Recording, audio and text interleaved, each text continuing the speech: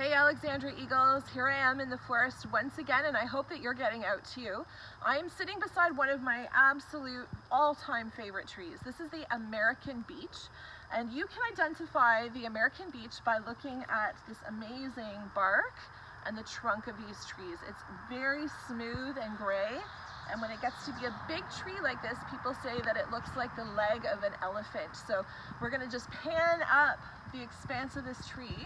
And when you get to the top of the tree, keep in mind that black bears will balance themselves up there in the fall looking for the nuts of the beech. So I have some in my hand here to show you that were left over from last year. There's not much left. But the black bears, they love the beech nuts. It's one of their favorite foods.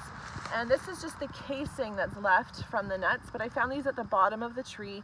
And so this is a very important tree. They will eat hundreds of pounds of these nuts every fall. And here's one of the actual beech nuts.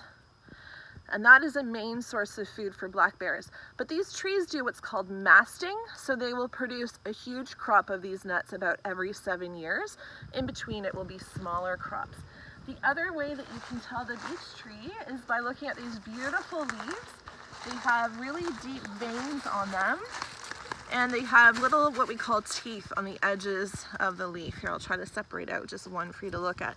So I'm really happy because today is the first day that the leaves have really come unfurled and are fully out in the forest. So that's a beautiful example of some beech leaves.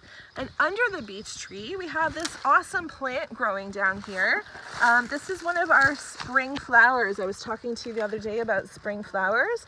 The flowers are done, but this is called trout lily or dogtooth violet. And you can just barely make out some of the speckles on the leaves of these plants. And they are another delicious treat. I wouldn't pick too many, but if you pick a couple and break them up, you can add these to your salad to eat as well. So I might just munch on one while I think of what my challenge for you today will be. Why don't I say, delicious, that my challenge for you today is to go out into the woods and see how many different kinds of trees you can find.